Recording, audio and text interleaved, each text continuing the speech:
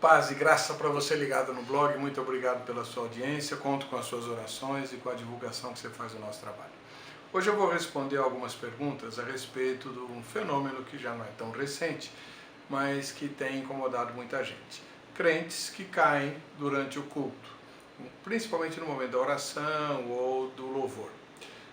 Antigamente, pessoas que caíam no meio do culto estavam endemoniadas, né? Eu acompanhei essa época. Hoje não.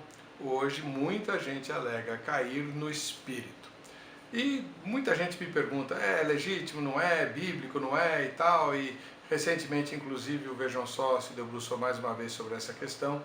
E eu não dei a minha opinião lá, vou dar ela aqui agora. A questão do cair no espírito pode parecer muito simplista, né? Muita gente fala assim, não, o espírito, a presença augusta de Deus não deixa ninguém de pé. Na Bíblia tem muitos exemplos disso, tem mesmo, né? Daniel caiu prostrado diante da presença do anjo do Senhor, João caiu prostrado diante do próprio Jesus no livro de Apocalipse. Tem um monte de exemplos, tanto no Antigo quanto no Novo Testamento. Agora, o importante, o mais fundamental, é nós pensarmos no que significa isso. Que a presença de Deus derruba as pessoas, isso é notório. O Isaías, quando viu o trono do Senhor, pensou que ia morrer, né? Mas em todos esses episódios, todos, sem nenhuma única exceção, Deus se manifesta e levanta a pessoa. Nenhuma delas fica prostrada, nem Daniel, nem João, nem Isaías, ninguém fica prostrado. Todos se levantam na presença de Deus por ordem de Deus, porque Deus levanta o caído. Aliás, essa é uma expressão muito bonita, né, dos Salmos.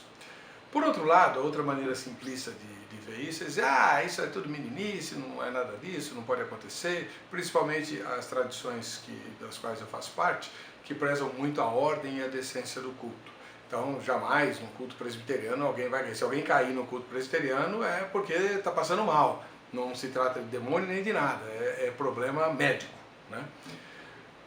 Não tem nada de espiritual. Pois é.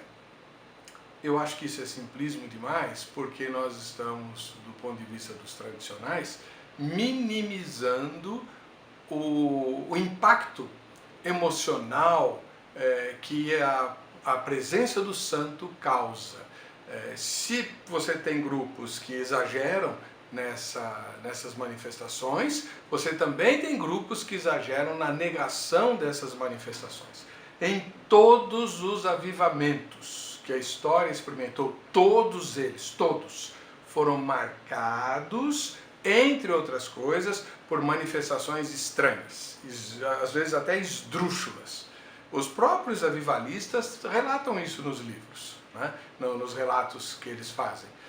Houve um avivamento, se não me engano, na época de Charles Finney, não tenho muita certeza, em que os crentes, né, de origem tradicional costumavam a ver demônios no templo e amarrá-los apontando, que nem cachorro quando aponta o cachorro perdigueiro, que aponta a perdiz, eles, nos relatos dos ingleses, né, mostram isso, crentes amarrando o diabo, né, apontando, né, de forma muito violenta na direção em que o demônio estava.